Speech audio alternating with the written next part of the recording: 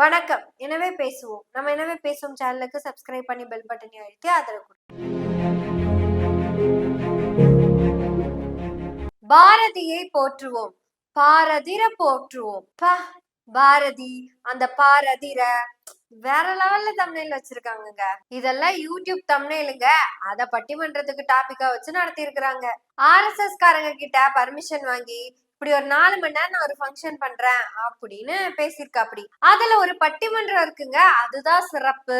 நாம் தமிழர் எப்பவுமே பாதி பாதி தான் பண்ணும். இது வரைக்கும் ஒரு நபர் மட்டும் நடுவராக இருந்த இந்த பட்டிமன்ற வரலாறுல முறையாக 2 நபர் கமிஷனா அமைச்சிருக்காங்க. கார்த்திகா கிட்டத்தட்ட GRS தான், இன்னொரு தம்பி SRG தான். பெரிய வித்தியாசம் எல்லாம் கிடையாது. இந்த 2 ஜட்ஜு கிட்டையும் எதிராளிகளே இல்லாம இவங்களுக்குள்ளேயே வாதாடிக்குவாங்க. சமத்துவ பாரதியா, சந்தர்ப்பவாத பெரியாரா, சமசாரம் எல்லாருமே பயங்கரமா பேசியிருக்காங்க. எல்லாத்துக்கும் நம்ம ஹேட்ஸ் ஆஃப் கொடுக்கணும். அதுல எல்லாத்தையும் பேசணும்னா நமக்கு நேரம் பத்தாது. அதனால அதுல ஒரே ஒரு பிட்ட மட்டும் எடுத்து பேசுவோம். எங்கேயும் நம்ம வெட்டி ஒட்டி எல்லாம் பேச போறது இல்லைங்க. அவங்க பேசுற முழு கண்டத்தையும் எடுத்துதான் நம்ம பேச போறோம். அதுல தாரிகா சல்மான் நாதாகாவினுடைய ராணிப்பேட்டை டம்மி கேண்டிடேட் நம்ம கேட்டாங்க தெரியுமா ஒரு கேள்வி. கட்டின பொண்டாட்டிய தெய்வம்னு சொன்ன அவன் எங்க? கட்டின பொண்டாட்டிய தாசின்னு சொன்ன இவன் எங்க? தெய்வம்னு சொல்லிட்டு அந்த பொம்பளை போட்டு டார்ச்சர் பண்ண அவன் எங்க? தாசின்னு சொல்லிட்டு அந்த பிள்ளைக்கு எல்லா சப்போர்ட்டும் பண்ண அவன் எங்க? கட்டின பொண்டாட்டிய தெய்வம்னு சொல்லி 10 பைசா கையில கொடுக்காத அவன் எங்க? தாசின்னு சொல்லி பொண்டாட்டிக்கு சுயமரியாதைய கொடுத்த இவன் எங்க? கட்டின பொண்டாட்டி கடன் வாங்கி கொண்டு வந்த அரிசிய காக்காய்க்கு தூக்கி போட்டு கவிதை எழுதுன இவன் எங்க? ஆட ஊட்டோட மாப்பிள்ளையா போன தண்டச்சோறு இவன் எங்க?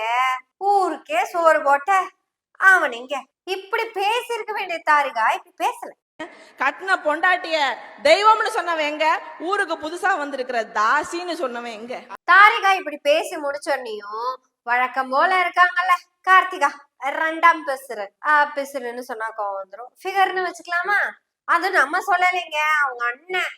அவனுக்கு பொம்பளைங்களை பார்த்தாலே ஃபிகரா தான் தெரியும். என்ன வெள்ளக்கார பொம்பளைங்க ஃபிகரா தெரியும், இவங்க எப்படி தெரிவாங்கன்னு எனக்கு தெரியல.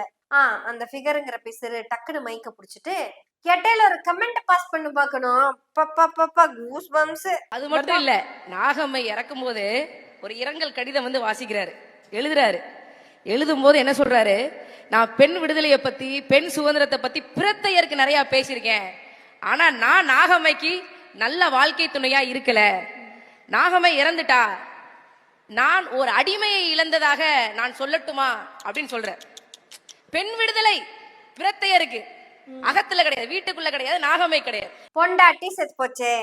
வெங்காயமண்டி ராமசாமி எழுதுறாரு, ஊர்ல இருக்கிற பொம்பளைங்களுக்கெல்லாம் விடுதலைய பத்தி பேசின நானு என் வீட்டு பொம்பளைக்கு நான் அதை கொடுத்தனான்னு தெரியல. சுதந்திரம் கொடுத்தனா இல்லையான்னு எனக்கு தெரியல. ஆனா வைக்கம் போராட்டத்தை நம்ம லீட் பண்ணுச்சு, கள்ளுக்கடை மறியல் போராட்டத்தை நம்ம லீட் பண்ணுச்சு. கிட்டத்தட்ட என்னோட சமூக பொறுப்புகள் அனைத்திலும் இந்த அடிமை 2 கலந்திருந்துச்சு. அது புடிச்சு பண்ணுச்சா பிடிக்காம பண்ணுச்சான்னு கூட நான் கேட்கல. தப்பு ஏமாலதான். இல்ல சோகால்ட் இந்த ஆணாதிக்க திமிரு பிடிச்ச இந்த கணவன் என்கிற நாய் சொன்னதுனால அதெல்லாம் அவங்க பண்ணாங்களான்னு தெரியல.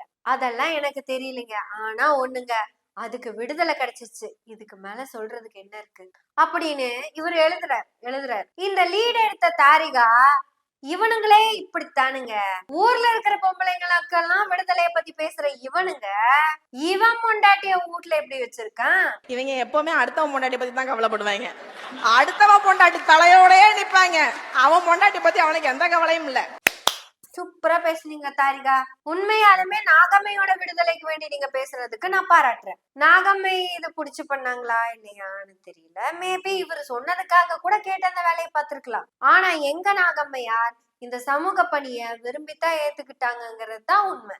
ஆனா உங்களண்ணன் செந்தமிழன் சீமான் அப்படின்னு நீங்க சொல்ற உங்க சீமான், அந்த சில்ற பையன் சீமான் முந்தானியத்தை கூட சிங்கநல்லூர்லங்கிற 2ஆம் பிசுறு கார்த்திகா பேசிச்சு, கேட்டீங்கல்ல? அவ்வளவு அழகா கத்துச்சு அந்த எருமை மாடு, சோக்கா இருந்துச்சு. நாம் தமிழர் கட்சி மேடையில பெண்கள் பேசுறாங்க, இந்த கூட்டத்துல பெண்கள் இத்தனை பேர் இருக்காங்க. அதுக்கு ஒரே காரணம் எங்கள் அண்ணன் செந்தமிழன் சீமான் அவர்கள் மட்டும்தான். 10 மணிக்கு மேலையும் பெண்கள் அரசியல் பேசலாம்னு விடுதலை கொடுத்தவன் செந்தமிழன் சீமான். யார் இந்த நாயா? இவனா? இவன் தானே? சரி, ஊர்ல இருக்க பெண்களுக்கெல்லாம் இவன் விடுதலை கொடுத்துட்டான். தம்பி, உன் பொண்டாட்டி யாருன்னு சொல்லுப்பா. இவங்களுக்கெல்லாம் இன்னும் புரியல.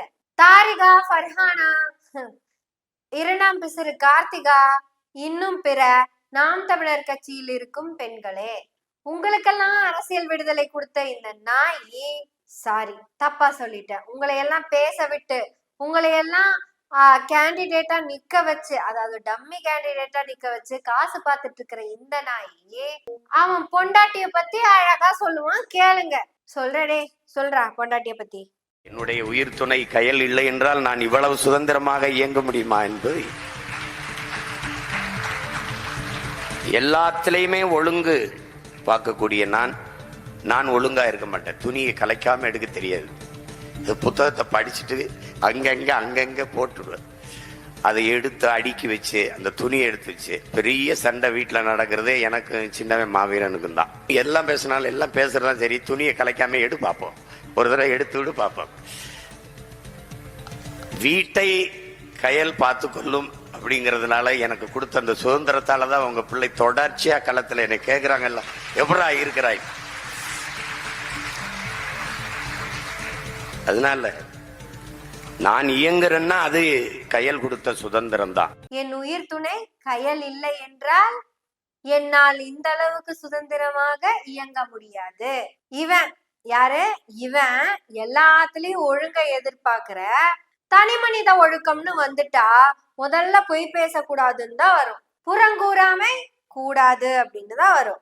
இந்த ரெண்டு குவாலிட்டியுமே இவன்கிட்ட இல்ல. ஆனா இவன் ஒழுக்கமா இருக்கான்னு இவனே பேசிக்கிறான். இந்த ஒழுக்க சீலன் யாரு? இந்த ஒழுக்க சீலன் அடுத்து சொல்றான் கேளுங்க.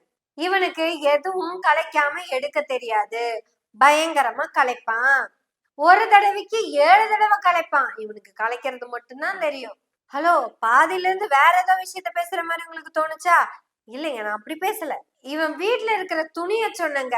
பீரோல இருக்குள்ள அலமாரியில இருக்கிற துணிய சொல்றேன். இவரு இன்னைக்கு போட்டு போற துணியை எடுக்கும் போது 7 துணிய ஒட்டுக்கா எடுத்து கலைப்பார்.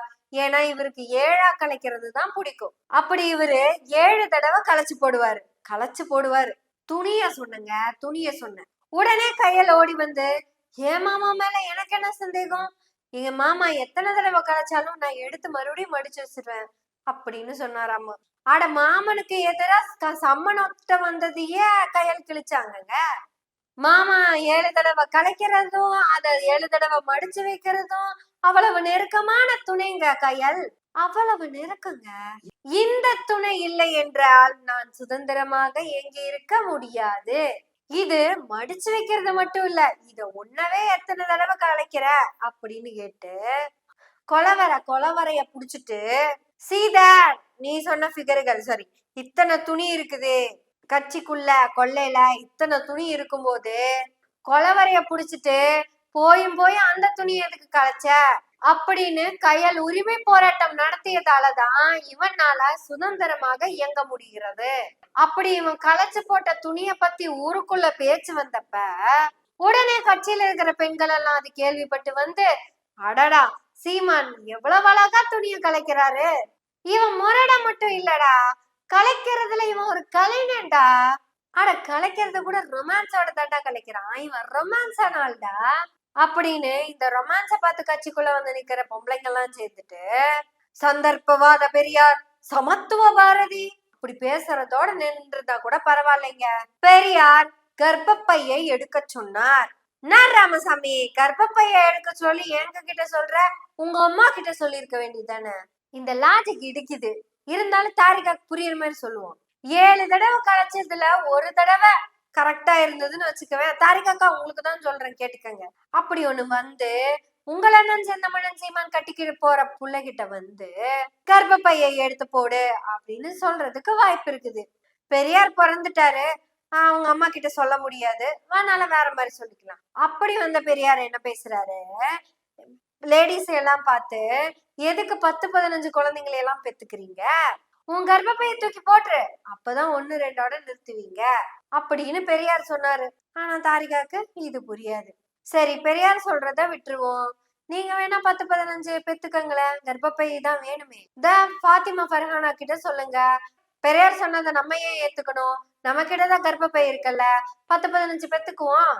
இரண்டாம் பேசுற கார்த்திகாக்கா நீங்க சரி நீங்களும் பேத்துக்கோங்க, என்ன பண்றது. இப்படியெல்லாம் நான் பேசிடுவேன்னு நினைக்காதீங்க. செல்ற பையனை செருப்புல அடிக்கிறது மட்டும்தான் நம்ம வேலை. தாரிகாவையோ ஃபர்ஹானாவையோ கார்த்திகாவையோ பேசுவதெல்லாம் நம்ம நோக்கம். துணியை களைச்சு போட்டுட்டு அப்படியே போறான் பாத்தியா ஒருத்தன். அந்த நாய் களைச்சு போட்டு அந்த 4 துணியை மடிச்சு வைக்கிறதுக்கு பிஎல் படிச்ச பிள்ளைய வீட்டுல வச்சிருக்கிறான்ல அவன். அந்த பிள்ளைய தூசுப்படாம ஏசிக்குள்ளேயே சேஃப்டியா வச்சுக்கிட்டு இந்த மேடையில இருக்கிற ஒவ்வொருத்தங்களையும் ஊர் ஊரா கூட்டிட்டு போய் 10 மணிக்கு பேசு, 8 மணிக்கு பேசு, 7 மணிக்கு பேசுன்னு சொல்லிட்டு தானே இருக்காரு. ஆனா நாகம்மையார் துணியை மடிச்சு வைக்கல. வைக்கம் போராட்டத்துல கலந்துகிட்டு ஜெயிலுக்கு போயிருக்காங்க. கள்ளுக்கடை மறியல்ல தலைமை ஏற்று நடத்தி இருக்காங்க. இன்னும் பல போராட்டங்களை தலைமை ஏற்று நடத்தி இருக்காங்க. ஆனா இந்த நாய் களைச்சு போடுறத மடிச்சு வைக்க வேண்டிய கயல்விழி 3 தடவை தான் பொதுவெளிக்கு வந்திருக்காங்க. 2 கோடியா எங்க கிட்டயா? அவ்வளவு காசு எங்க கிட்ட ஏது? அந்த அம்மாக்கு நாங்க ஏன் காசு கொடுக்கணும்? அப்புறம் கொலவரைய புடிச்சிட்டு அப்ப பக்கத்துல தான் நின்னுட்டு இருந்தாங்க. அதுக்கப்புறம் ஒரு தடவை ஜெயிலுக்கு போயிட்டு வரப்ப கூட நின்னுட்டு இருந்தாங்க. கையால் மட்டும் இவன் கலைக்கிறத மடிச்சு வைக்கலன்னா அவன் எப்படி சுதந்திரமா இயங்க முடியும்? தாரிகா, நாங்க எதையும் வெட்டி ஒட்டி எல்லாம் பேசல உங்களை மாதிரி. தாரிகா, நீங்களும் பேசுங்க, நாங்களும் பேசுறோம். நம்ம எல்லாரும் சேர்ந்து பேசுவோம். பெண்ணுரிமைக்கு வேண்டி பேசுவோமா? பேசுவோம், பேசுவோம். எனவே பேசுவோம். நாள்தோறும் உங்களுடைய ஆதரவுகளை நன்றிகளோடு எதிர்பார்த்து கொண்டிருக்கிறோம். நன்றி, வணக்கம்.